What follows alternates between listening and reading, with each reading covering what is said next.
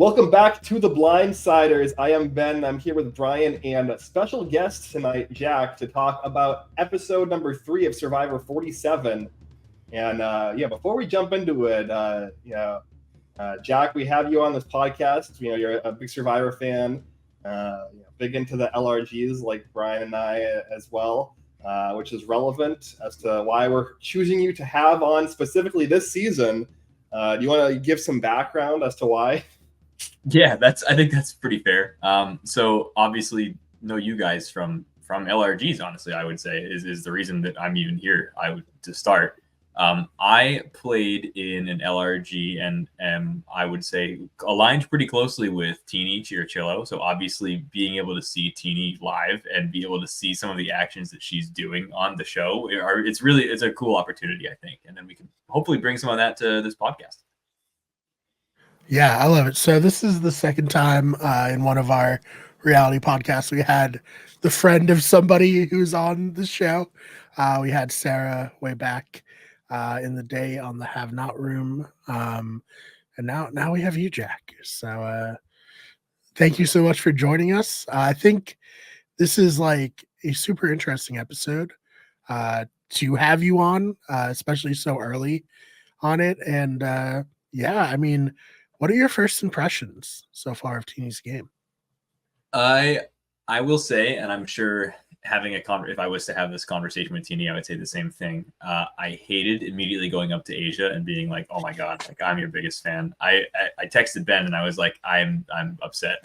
Like that was I was not a fan. I think overall though, I think Teeny's in a really good position. Like I think all things considered, you're in a nice spot where you have people on 3 pairs of 2 essentially all willing to work with you and Keyshawn. So I guess 2 pairs of 2 working with your 2. But obviously the line has been drawn here. I think her voting out Asia already shows like some nice show character growth of like, listen, like I'm a huge fan of yours. However, like I'm gonna go ahead and still, I guess, not try to pull the vote off of you and still like make sure that like I know what's going to happen. So I'm just going to vote the way that I told you I would vote, basically. So I think that's honorable. I think it didn't matter where Teeny voted at that point. So I think just overall from an edit perspective, though, I think really solid so far.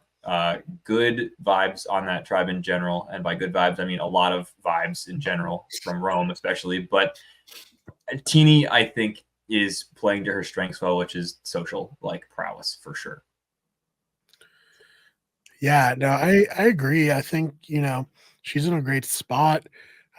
Rome clearly wants to work with her, is showing her lots of advantages. And I think let's, because that was like a big part of the beginning of the episode. Ben, if you want to take it from here, what are your thoughts on the difference between how people feel about Rome, where seemingly they are annoyed by him, but then the flip side of that is like he's annoying, but he's being honest with me and he's showing me advantages. Like, what's more important for you as a player? Can you live with someone being annoying if they're being honest with you about everything? Well, I mean, I don't think Rome is being. I mean, Rome, I guess, is being honest to Teeny and Keyshawn, right? Or Teeny, at least Teeny. He in episode 2, Teeny kind of forces him to eventually start being fully honest with Keyshawn by, as we talked about last week, showing Keyshawn the idol behind his back and then getting caught. So I don't know. I think there's a value in working with somebody like Rome, at least in the short term. I think we've had multiple comparison points at this point to like Russell Hantz. We also compared to Gabe to Russell Hantz last week. We also compared Gabe to Boston Rob 1.0. And we compared him, in this episode, Rome is saying that like if Boston Rob is the godfather, then I'm the godson, which is like definitely delusional. But I think it's just a matter of like whether you feel confident in your ability to not control. I don't think anybody can control Rome, but like manage manage his circle of influence. And he's also going to be a great shield if there's a swap or a merge down the line. He's going to draw attention to himself and likely be the first one out. He is going to be burning his idol. Like keeping him around means that you are able to potentially use now his steal a vote, which he gets in this episode. I don't know. I think there's a lot of valid reasons to keep Rome. Yeah, no, I agree. It is funny that we've been talking about Robin Russell, and now Rome wants to call himself the godson. We'll see if that sticks. But I do think there are shades, and maybe he's like trying to play into it, but there are shades of Rob 1.0 in Rome, just being like, this is my tribe. I'm deciding what's happening at this tribe. I'm moving the game forward. And obviously, like, people don't necessarily want to or like to, I don't know, people just don't really like Boston Rob. I feel like in the fan community, I do. Obviously, I'm, from Massachusetts, No bias. been a big fan.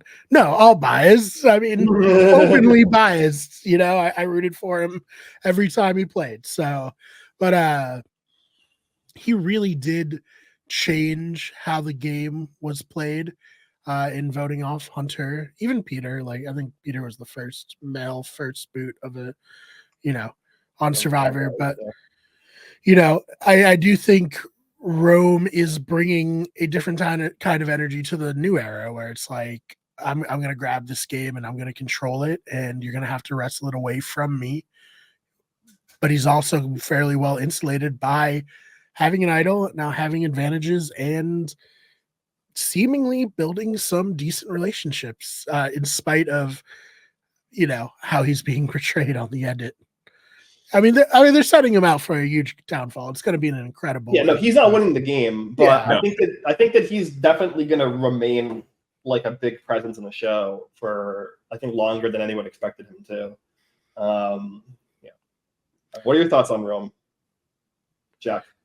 I mean, for me, I think there's an interesting dynamic that has been presented so far, just in even these 3 episodes of like the Rome and Andy of like, I am the center of my tribe for all the wrong reasons. And I think it's like for Rome, especially, like, I just don't know.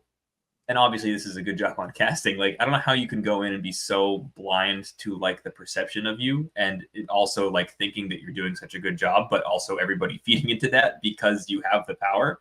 And I think he's going to have, and even as we saw in the preview, like he's going to have a rude awakening probably coming up now that this idol is trash, essentially. Now that all he has is a steal a vote, and technically, and back to Teeny, like there's an opportunity here for Teeny and Keyshawn to be like, this dude is just too much of a liability. We can now we can go for like 4-1 with Genevieve and Genevieve, Keyshawn, Saul, and Teeny, obviously, and then Rome, even with his steal a vote, would still be 3-2, so it wouldn't matter if it's unanimous. I don't know if that's the move though, because like you said, Ben, he's such a good shield. Like he's obviously going to go forward and he's willing to work with you. So take him as far as you can, and then just kind of, I mean, I personally probably would not want to work with him, but I think this edit obviously is like, it probably is unflattering as it can be. So pretty, I mean, interesting character, of course, but he's got a lot of power, and I think now people have to wrestle with the dynamic of that, and that's tough. Yeah. I mean, you mentioned Andy here, Jack. Well, let's jump over to the Gaia tribe because there was the drama in this episode. Yeah, a lot of drama, a lot of camp life drama in this episode between the fish with Rome flicking fish and stealing fish, and like being like, oh, nobody else is doing work. Yeah. I mean, if you can do you want to talk about that first, or do you want to go to the Gaia tribe? Yeah, we can briefly touch on that. I mean, do you guys have a take on should Survivor tribes be like fully communist, where like no matter who's doing all the work, everybody should be fed the same amount of fish? Because like I think that's kind of the expectation with like a lot of people on Survivor, and like I think that there's like a reasonable logic to that, where the tribe kind of fails or succeeds together, and especially in challenges.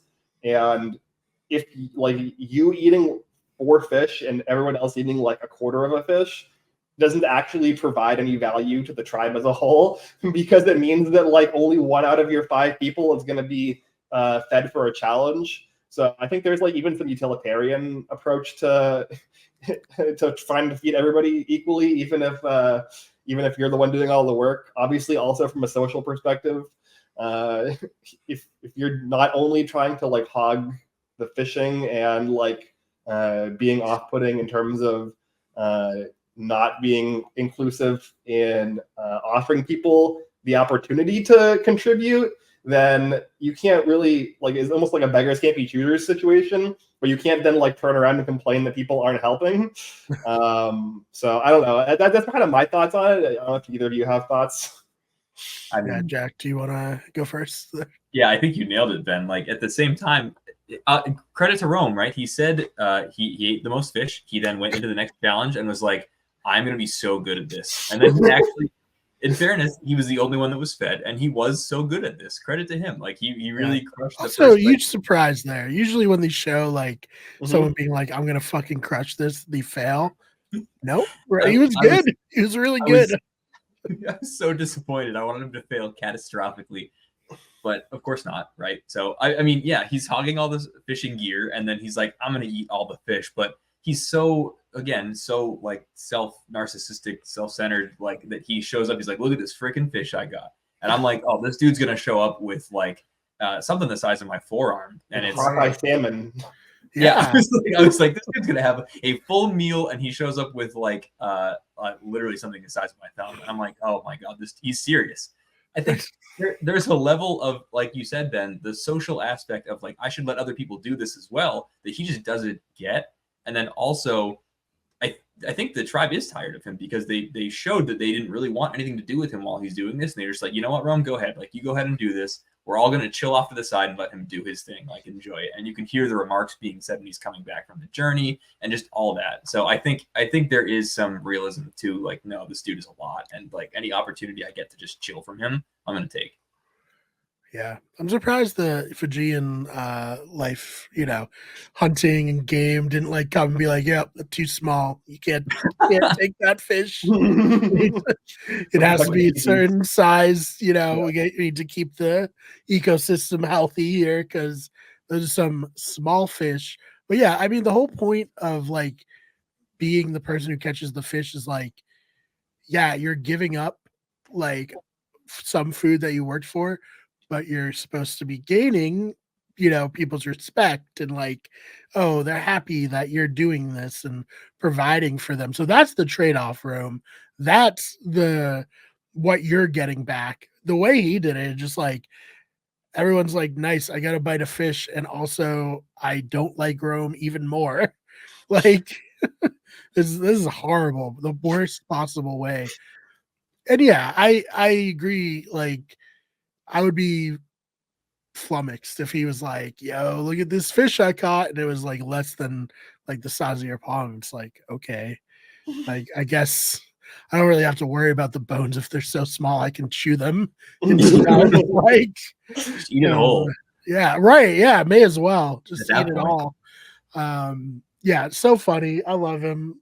Incredible casting, like literally a 10 out of 10. I can't get enough of him. Like, I'm just enamored every time he's on my screen. Same, and I can't wait to see him go, but I'm with you. Right. Yeah, no, his inevitable downfall, like Brian said, is going to be incredible. And it is interesting the way he's the new Chris Noble. Yeah, he really is. Like, those are the vibes. He survived a trial council, so I guess he had an idol, so he was technically immune. So we'll see if you can survive a trial council without immunity. It is an interesting point though you made about the editing, because with like especially Gabe last episode, but a little bit into this episode too, and then also Rome, and then even like Andy to a degree, we're being kind of like set, like there's kind of like some bait and switches going on where it feels like the show is trying to be like, oh, these people are going to fail. They're so like either they're a hot mess, or they're completely full of themselves and over cocky, or they're both. And so far, all three of those people are succeeding. Right. So it's like, okay, I mean, I guess we'll see where this goes. Yeah, they were like, "You think you know the conventions of Yeah. Survivor editing? You don't know anything." Not anymore. Yeah, you figured us out. Not quite. Sorry. Yeah. Yeah. Yeah, Speaking don't of jump over it. editing, they baited us in the preview with this Yes. couple thing. Let's go to Ghana. Let's Yeah, let's talk go to about Ghana here. So it's kind of like briefly set up. We have this scene. This was one of the like preview scenes that they released at the time, or like there was a bit of it, and it's Sam and Annika fighting over the shelter, fighting over camp priorities, just like generally bickering with each other over complete nonsense that doesn't matter, and just like Yeah, really, Survivor's so back. yeah, this Yeah. is like this is real old school Survivor, like camp life, like intersecting with strategy and the social elements of who you like and who you can live with and who you can like actually gel with from a like personal perspective, actually affecting the way that a tribe is structured strategically, because Sam, up until this point, was leaning towards working with Sierra and Andy as a 3 and targeting Annika. And I think whether it was, whether like these annoyances are real or whether he's kind of accelerating them in his mind because he's already thinking about targeting Annika, this is how it's playing out. And you can see Andy in the background of all of these scenes, just like with like a shit-eating grin on his face, like, oh my God, I'm actually might be okay. He was playing it perfectly, man. Just shut the fuck up. Let this happen. Like, he already dug his grave in the previous episodes. Now, like, he's trying to get out of it, or at least hoping that other people dig their grave deeper than him. I loved it. Great episode by Andy, where he did the least, but accomplished the most. Yeah. Sometimes less is more. Absolutely. Yeah, not losing your mind, essentially. Having a little mentee bee on the beach is obviously a good way to do that, I think. So that was, We've seen good players start bad and rebound. Maybe Aubrey Andy will be that. Famously had a really, really bad episode 1, go wrong, ends up running the rest of the season. So. Yep.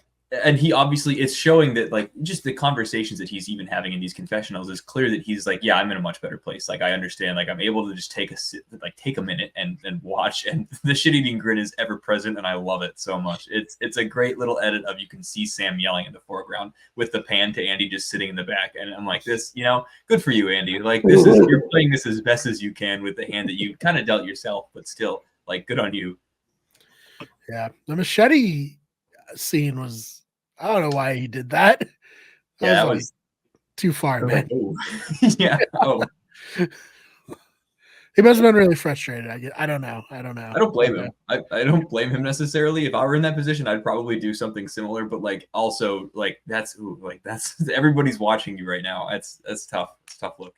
Yeah. Do we think it was like the combination of like he didn't agree with what they were setting their priorities on, and then since he's the biggest guy, there was kind of like okay, we need you to do this because you're the biggest guy. Like, do you think that's where the frustration was coming from on his part? I mean, I would think so, right? I think it has something to do, like, I don't have a say, right? Like, I just am kind of like, I have to take a back seat because of my own actions type of thing. Now I have to do this, and this isn't great. Like this, like, I don't agree with this necessarily. I don't agree with the direction. I don't agree with whatever. So that's my, like, if at a very surface level, probably where he was at, right? In that moment, at least from what we saw, right? Maybe there was something else behind it, but I think they gave us a pretty good look into that conversation. So yeah, I get it. I get it. Yeah.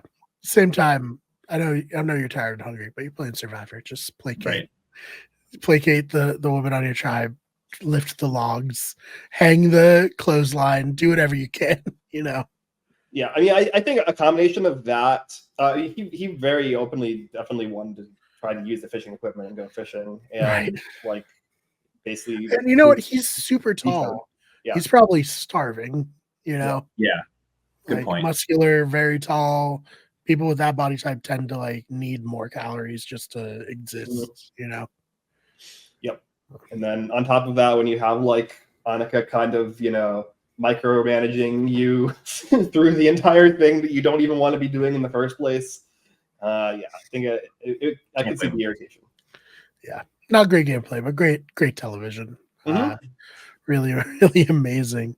I mean, it doesn't matter, right? Because, like, we'll talk now later. I mean, on this journey they're going to go on here, Annika's going to lose her vote, and he has a 3 out of 5 majority in theory, based off of how Ciara is talking in confessionals, at least. So, is it great gameplay? Like, if they never go to their tribal council, no. But if they do, like, Annika's probably going anyways. Right. So who cares? That's fair. That's very fair. I feel like do we want to talk about the Blue Tribe? Yeah, we can briefly talk about what is it? Kulu. That sounds right. Yeah, because they're cool. Like it's something like that. Tuku. Too cool. That was cool. Yeah, we did a bunch of mnemonic devices, so we can remember. And it works great. Clearly. Yeah. Well, I mean, we got there. Eventually. We got there. We did. That's true. Yeah. I feel like Kyle's the exact opposite of Sam. I feel like Kyle would have hung that clothesline. It adjusted it as many times as Annika wanted. Yeah, which is ironic because he's in a horrible spot. Yeah, he's in the worst spot on his tribe. Yeah, I would say arguably the worst spot in the game right now. In the game, yeah, agreed. Yeah, it's tough for Kyle because he does seem like such a nice dude. I don't see how he gets out of this, especially where Sue's like super anti-Kyle. Sue's like, I will never forget what you've done on day 6, and I'm like, well, that's tough. But you know what? I don't blame Sue. I always say one of like my rules: if someone voted for you, they'll vote for you again. Like the hard part is voting for you once. Once you do it once, you will do it again. The seal. You broke the seal. Yeah. So like she's right to be like, whatever, fuck you, Kyle. Like, I'm out of here. Or you're maybe not say it to his face, but you can have that, I think, opinion, in private. Yeah. Oh man. Yeah. So I guess what do we think of Sue, Jack? I'd love to hear from you. Like personally, I love her, but I want to see how she's coming off to everybody. I mean, Sue is, I'm getting, I don't know how to describe Sue really. She's very fun to watch, right? I'm getting a little bit of like Cass vibes. Like there is almost intentional blinders where like I know what I want and like I'm gonna do it my way, but I'm willing to work with Caroline, right? Like whatever and make whatever happen. I think obviously I immediately was like, I know that TK was obnoxious. And like, again, from the perspective of like, let's boot the obnoxious person first. Like Rome also falls into this category for sure. But like understanding that TK is like the strength of that tribe. And now Sue is on this just objectively weak tribe. I think is going to be interesting to see kind of where this goes. I think, and maybe that's just, I'm thinking a little bit too far ahead. Sue as a player, I think is very going to be under the radar. Going to be an under the radar player. She's going to make it pretty far. Who finished first in immunity this week? It was it was them. Well, no, so maybe by a mile. Oh, my bad. Oh, never mind. They got the puzzle away first, but they kind of like slow down the puzzle and then gotta kind of crush the puzzle. Oh yes, okay, my bad. All right, too much credit. Too much credit. You're right. The girls on Gata killed the puzzle. Yeah, they did. Yeah, Rachel and was it Rachel and I think it was Annika. I think it was Annika. Annika, yeah, they crushed it. Sorry, Gata woman. But yeah, so I mean, they won second, which is totally fine here. I think you bring up a really interesting point comparing her to Cass because, as Sue has said, she's in a very male-dominated profession. Being a lawyer, very male-dominated profession. Neither of them were suffering any guys to start off this game. They were like, I'm not gonna kowtow to you. I'm going to fucking do what I want. And you know what? That's why we love Cass here on this podcast, and that's probably why I love Sue so much so far. Yeah, I actually think that's a great comparison. That's not what I thought of or I've seen before, but I think that is really an accurate comparison. I can see potentially Sue going deep into the game, and like ruffling feathers along the way, and maybe kind of walking into an end game where she might not really have any outs to win, but she's had a big impact in the season. Like that's definitely like we'll see you season 50. That's the vibe. For sure.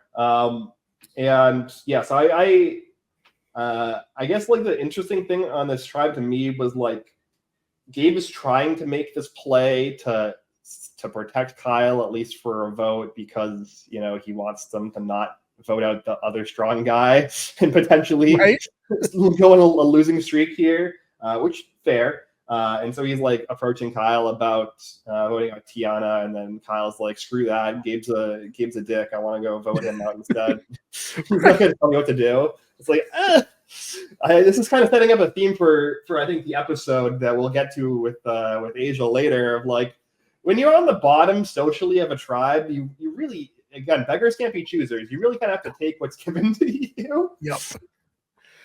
No, totally agree. And like, I get that he like was in an alliance with Tiana at first, and so maybe he feels like, even though she betrayed him, he still has, he's an old school guy.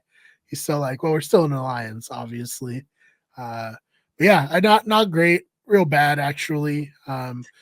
Probably the best move there is to go to Tiana and be like, hey, just so you know, Gabe threw your name out. Don't know if that's just him placating me or like he means it, but just so you know, if I go, you might be the next person to go. So we might have to try something here. Yeah, together. And then let Tiana go to the women and try to build something there. And then Kyle will probably end up 4th or maybe 3rd in that structure. But it's better than 5th. Yes. Yep. No, definitely. But I was rooting for them because I didn't want to see Kyle go. He just seems like a good dude. So when they won, I was like, all right, love that. And also way more interesting for Lavu to go to tribal council, or Luvu? Lavo to go to tribal here. So yeah, Blue Tribe, that's about all your storyline was this week, but that's okay. The other 2 tribes are really carrying. I mean, Tuku had a big episode last week, so it's good that they're kind of. I think somebody said this is the first season in the history of Survivor where in a 3-tribe season, the first 3 tribal councils have been with 3 different tribes. That's insane. No disaster tribe. Yeah, no disaster. Worst case, if they do the merge at 13 like they have, or mergatory, whatever, at 13 like they have, worst case, 1 tribe will have 3 people, which is not bad. Yeah, right. So, yeah, we'll see what happens there. Do we want to talk too much about the challenge? It looks fun. I like the puzzle. I like the seahorse puzzle. Cool puzzle. It's kind of a new twist on like the fire or the tree puzzle, right? It's the same idea, but I thought it looked really cool. I agree. Yeah, it was super sick, and I think like it was new enough, and like since they hadn't seen it, they were really like caught up on like, okay, what is this? Like, where are we going? What fits together? Which I think was very fun. I know Jeff asked the question, like, who thinks this is fun on TV, but not as much in real life? It looks very fun on TV. I don't know, running, jumping off those boxes, diving into the ocean, looks like it'd be a good time. Yeah, I think it would be a good time, like fully fed and rested. I don't know, like 6 days of no sleep or food. If I would love to do that. Yeah, also like Keyshawn, great for, first of all, real psycho shit to learn how to swim only after you get cast for Survivor. I don't know if I'd have the confidence to do something like that, but he did great. He certainly didn't look bad while doing it. Didn't look like he was struggling whatsoever, which is more than I could say for myself, even whether like I know how to swim, and I can't say for sure that I'd be out there, doing what he's doing. Yeah. He did hold his nose, which I thought was very wholesome when he jumped in. That was a nice moment. He didn't want to get water up his nose, I don't blame him. I think he only held his nose for the first jump though, but not the second. Yeah, that's what I saw. I was like, wait a minute, like, oh, he's cool. Got confident. You learned even further how to swim in this 30-second clip. Yeah, would you guys rather do the buoy or the balance like part of it? Like the untied, probably. Yeah. I would say buoy. I think I would rather, like, that's probably just a better strength for me. Like I think balance being myself. I just struggle seeing underwater. I think. It's salt water too. Like, so like I would probably. I guess it's clearer water than like we're probably used to up here. But like even still, like without my glasses, if I'm if I didn't have like water goggles or like contacts in or something, and like even with contacts, it'd be like, Yeah, right. I would rather just. I feel pretty okay with balance. Like I can do balance pretty good. So yeah, I was thinking about that because like, how deep is it? Like, how hard is it? If you like if you mess up once, you like start panicking, and that's gonna like keep messing you up. So I always like think, would I be any good at this buoy part? Although Kyle, game changer, unleashed the buoy and then rode it up. That was great. Like I wouldn't have thought to do that. I would just let it go and swim up. Smart man. Future survivors, ride the buoy back to the surface, get some time advantage, But yeah, let's talk about our fellow survivor podcaster getting taken out. I guess this sad, very sad. Not what we wanted to see. She's a huge part of the online survivor community, so everyone's very upset right now. But I don't know, Ben, where should we start there? I guess we could start with I guess we could start with the decision between Saul and Asia, and like I guess who's really making the decision on this tribe. Like from my perspective, it looks like no matter like even with Rome kind of being a voice, we saw in his conversation with Teeny that Teeny like took like 30 seconds and convinced him to do something different, and then obviously like it flipped back at some point. But for me, I think that Teeny and Keyshawn are the ones actually making the calls. I think Keyshawn, especially this time, was the one who made the final call on it because I don't think Teeny wanted Asia to go. I agree. I think Keyshawn probably is the one who made the call here. So I guess like from their perspective, what do you guys think about the decision of like eventually going Asia over Saul? It seems like the reasoning is because of kind of Asia's stubbornness, which we'll obviously get to as well, in not being willing to cut Saul at this point in the game and being like really gung ho, like no, we have to try to take the shot at Genevieve here and recuperate next time after the idol is flushed. I don't know. What do you guys think? I think, yeah, I'll jump in. I think it's tough. Obviously, you could take a shot at Genevieve, but then obviously that will piss off Rome, and it seems like just his personality in general, he's more likely to blow up compared to other people. So I think I get that move, of course, right?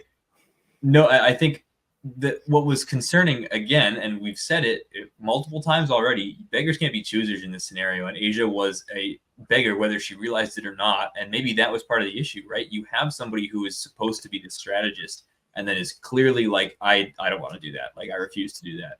And probably is what sent her home, I think, because Saul was like, I'll do whatever you need. Like, I'll do it. Granted, he didn't end up, I don't know if he just wasn't informed. I think he thought he was getting voted off and just was like, I'm just going to vote for Rome because I hate him. Right. I think it was principle. I think he's like, I'm fully aware he has an idol. I don't care.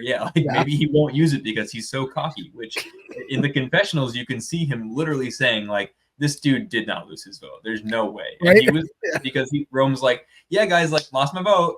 I don't make any decisions, but I lost my vote. So I don't think it's going to be you, Saul, but I think I lost my vote. So it's not me. But very weird when he could have lied on in a different way, just say like, I didn't risk my vote. And then everyone's like, oh, he has his vote. I think why did he lie that way?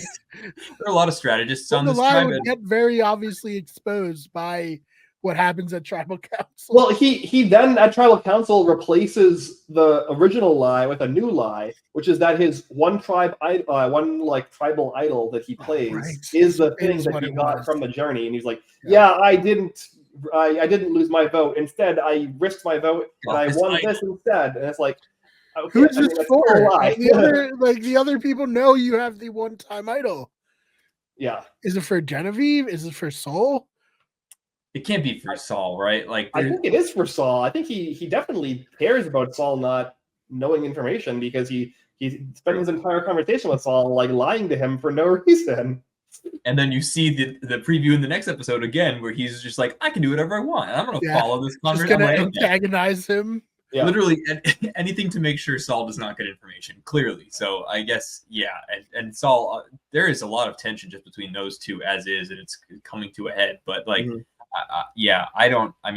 that was stupid. Like that was dumb. That was an objectively bad move. Yeah, I didn't understand it. But yeah, no, I feel like Teeny, the only thing she could have done, I guess, is just been like, it's you or Saul, vote for Saul. Like, that's it. But she didn't do that. But she went all the way up to like it without saying it, where like I feel like if you could read between the lines at all, she basically was like, Asia, please do this, Yeah, no, like she took the ball like all the way up to the 1 yard line for Asia, Yeah. and Asia still couldn't get it over the goal line. Asia fumbled. Asia fumbled big She's time. like the fucking Dolphins trying to score in the red zone since Tua got hurt. Just not possible. Can't do it. But like, I feel like people are mad at Teeny online for not being more like forthright.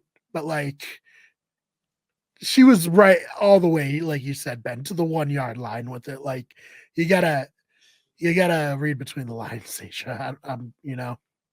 You can't throw your game for somebody else to, like if there's a point where if you tell that to Asia, who knows what Asia's going to do? And given the conversation you just had with her beforehand about her being stubborn, why should you believe that she's going to do what you want her to do? So there are other people on this tribe that are more willing to do that. I think that's what it comes down to. Teeny technically kept her word and didn't vote for her.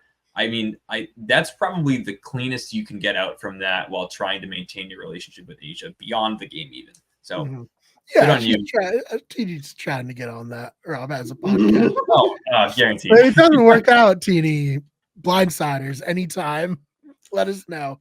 A lot less prestigious, a lot less views, but we have a lot of fun. So. Yeah, I agree. I think it's hard. You can't, like Jack said, you can't really like force feed it to her because like then you kind of cede so much of your like the reason you take it down the 1 yard line in the first place is so you have what's it called, like agency. Plausible liability. Plausible liability. I didn't tell her. Yeah, exactly. You just heavily hint it a million times, and then you have the plausible liability if like she runs to Saul or she runs to Genevieve or whatever. And at that point, like if you can't pick up those hints, then I think you're just not cut out for Survivor. Unfortunately, it's just and we won't be getting the invite onto RHAP. I love RHAP. I love Asia as a podcaster. I mean, look, I'm gonna call a spade in terms of her gameplay.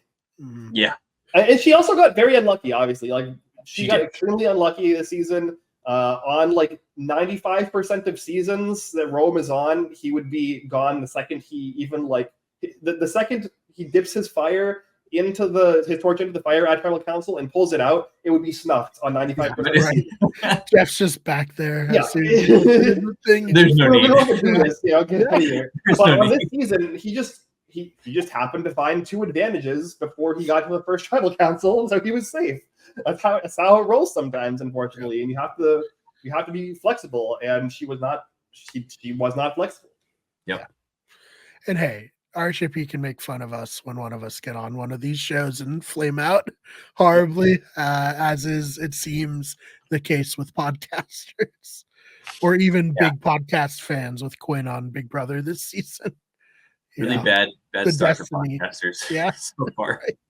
Yeah. Oh man. Somebody put a clip of Jeff with like a really like frightened face from this episode, and it was like captioned like, when all the podcasters are leaving, he's the only one left. Yeah, and now it's only Sam is a radio host, right? Like he's the last. No, he's like a journalist, sports right? reporter. Oh, that's what it is. Yeah. Was there a radio host on this season? Did I make that up just entirely out of? Was it John? Well, John's a podcaster. Right. John's actually like a for real podcaster. Yeah, right. It's like a niche Survivor podcast. Has made millions of dollars from his podcasting endeavors. But yeah, no, I maybe I completely made that up. I don't know. Yeah. So I mean, real bad season for podcasters. Sucks.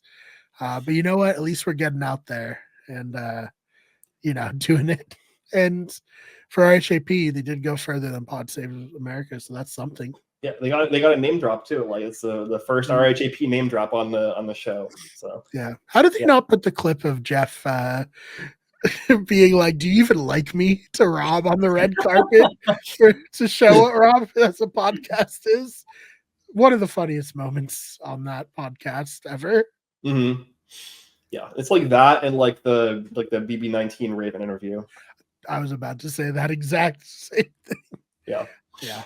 2 legendary moments. Mm-hmm. Then, but yeah, Asia, it sucks. Everyone's very kind and sad. So that probably it doesn't probably make up for losing Survivor, but it probably softens the blow slightly. Like the airbag deployed at the very least when the car crashed. And I mean, again, not like Teeny didn't give a ton of hints. Like you can't, I don't know how surprised you really can be. And if you are that surprised, again, Ben, like you said, you can call a spade a spade. Her game wasn't great then if you are that surprised.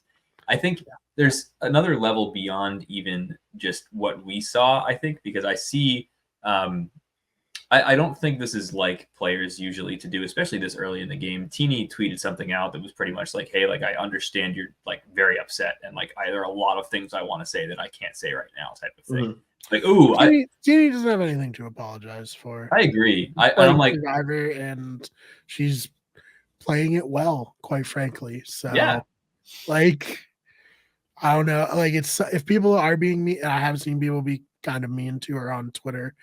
They're dumb. They're just overreacting because someone they liked got voted off. The same way people who are like, I'm never watching this show again after John got voted off first. It's like, that's fine. Yeah, honestly. Go ahead. Yeah, I will see you in the trenches without you just fine for 47 seasons. Like, yeah. We don't need you. And let me know how you think episode 2 goes, and we'll talk after right, that. Yeah. But yeah, I don't think people should be mean to Teeny at all. Like it's a game. She's playing it well. And yeah, sometimes, how are these people going to survive season 50 when every vote is someone you like, like. Or Andy. Hopefully. Yeah. Unless they I don't think have a really bad cast, which is not impossible. Yeah, I guess so. But like, that's what I always say. Like when someone starts watching the show and then it's like their first All-Star season, it's like, just be prepared. Every tribal sucks a little bit. Like every time you're like, oh, I love that character. I'm sad that they're going. Like you can't survive a podcaster getting voted off. Yeah, you're in trouble. Yeah, right. Right. So stop being mean to Teeny is what that whole thing was about. Yeah, I'll fight for Teeny. Obviously, totally unbiased opinion as well. But yeah, right. Like objectively good moves. I don't know. Stop it. I'll go fight you on Twitter. Yeah, it's like, okay, after all this, Teeny's still in a good spot. So yeah, be mad. I don't know.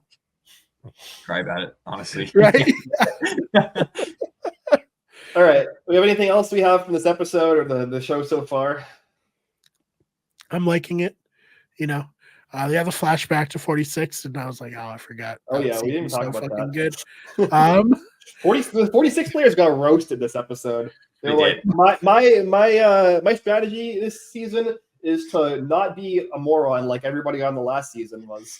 It's like, okay, wow. Yeah, wow. Good strategy. But yeah, 46 is so good, but I'm really enjoying 47 so far. And I just can't wait for the next episode. Mm-hmm. Yeah, for me, the first 2 episodes were like kind of like it's like 6 out of 10, 7 out of 10. This episode for me was like an 8.5 out of 10. I really like the camp life scenes. I like the drama, like the more interpersonal drama kind of playing into the strategy. And we saw that in multiple tribes. So like I'm in with that. My only gripe for I hated the journey. We didn't really talk about the journey other than referencing people losing their votes and obviously the steal a vote advantage. But I liked them interacting. I liked that little thing they did where they were like, oh, I think Sam and Sierra are dating. No, they're not dating. They're both engaged to other people. Right. And it's so awkward. Like, did not envy them in that moment at all. Very awkward. At least I appreciated the show allowed both of them to be like, no, that is not happening. Yeah. Like very clearly, because so awkward. There's no Keith and Whitney going on here. Right. But I hated the twist for the journey. I prefer it when either they're going against each other in some kind of challenge. They're playing a challenge against like the island, or they're like doing some kind of collaborative thing. I like the thing from last season where they had to like lie about the card they drew to like convince the other person. Like I thought that was interesting. This where you're forced to stick your hand in a bag and take a 2 out of 3 to lose your vote. Like that's just so dumb. It accomplishes nothing other than putting an advantage into the game and like making people lose their votes, like forcing them to lose their votes. I hate it. I don't like that they didn't really have agency. I didn't really like that it wasn't super great television. But yeah, that was my only gripe to the episode. Jeff, I mean, we've said it before. We'll say it again. Jeff loves taking agency away from players. In this new era, he can't get enough of it. You can't vote. You just got to sit there at tribal council. Love it. That's good TV, baby. When people have no control over their situation at all. Yeah. Jack, you have anything else to say? I know we have to wrap up here. Sure. I think the only thing that I would love to point out is that I saw a glimpse of the old Jeff Probst during that challenge, where normally he's like, like, oh, like, good job. Like, you got to dig, dig deep, all of the Jeff Probst phrases. There were a couple times where he was like, Teeny, you're doing terrible. Like, don't worry. Like, it's going really badly for you. And looks like Tulu's doing something pretty shitty too. And I'm like, this is nice. This is a little refreshing. That for me was like, oh, this is old Survivor. This is like, it's fun for me to see that dynamic back. Yeah, Jeff was like, Lavu, may as well start heading to tribal council now. Yeah. Yes. This challenge is over. I'm calling this challenge off. It's over. Yeah, that was wild. I was like, we talked about this. We talked about how I think Hannah and Sean quitting broke Jeff's brain a little bit. And then last season, especially, he definitely like transitioned back, I think, into his more OG form. Of just being kind of like a petty bitch, which is great. Which we fucking love. Yeah. So good. Here for it. And I think that's continuing, which is good. Yeah. It gave me shades of him. Remember, what was her name? Katie on Survivor Philippines. He just was like so brutal to her. It gave me a little shades of that during it. Like, oh no, if I was Katie, I'd be like, oh no, I'm Katie right now from Philippines. Like, this is horrible. But as a viewer, please, Jeff, keep roasting them. Please, make them feel horrible. Man. Yeah, what Sari on the balance beam birthed like the nice Jeff, and like Ben said, the quitters killed him. For sure. And it was a run. It was a good like 5-year run of nice Jeff. Yep. But he's back, baby. We love it. Oh man. Well, all right, Jack. Tell them where to find you. If you want to promote our Wicked Good Sports show, please. We're gonna start getting back to that. Please, floor is yours. 100%. So best place to find me is on Twitter or X, and you can find me on there as at Jack_Tiernan. I'll probably be in Teeny's mentions defending her. So find me that way. Follow me there. You can also follow Wicked Good Sports. Obviously, Brian and I talk about a variety of things, especially Celtics with our co-host Ryan. So definitely follow that channel as well. We're starting to get back into Celtics talk. So if you love us, hate us, now's the time. Yeah, I always say if you're like somehow not tired of listening to my voice, please, there's way more of it over there.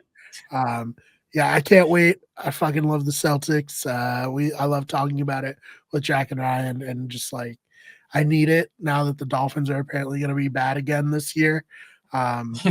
Tricked myself into thinking that wouldn't be the case. Dumb of me, but at least we have the Celtics. But 100%, and I will be unbearable. Right? Yeah. When I talk about the Dolphins, I'm very humble and sad. Celtics won't be that at all. No. I mean, it's the time to. You got to take it while they're good. So. Got on it. I've been on a high since they won, honestly. Like, what? Yeah, the Dolphins suck, but what can I really complain about? Celtics are champions. It's fine. But yeah, Ben, same thing. Anything you want to promote? Floor is yours. Yeah, I mean, you can find me also on Twitter at Ben Sharon. I have been tweeting a bit more about Big Brother and Survivor in the past few weeks. Big Brother 26 is wrapping up in a week and a half here. We're probably looking at a Chelsea win, so we'll see how that wraps up. Definitely not locked in though.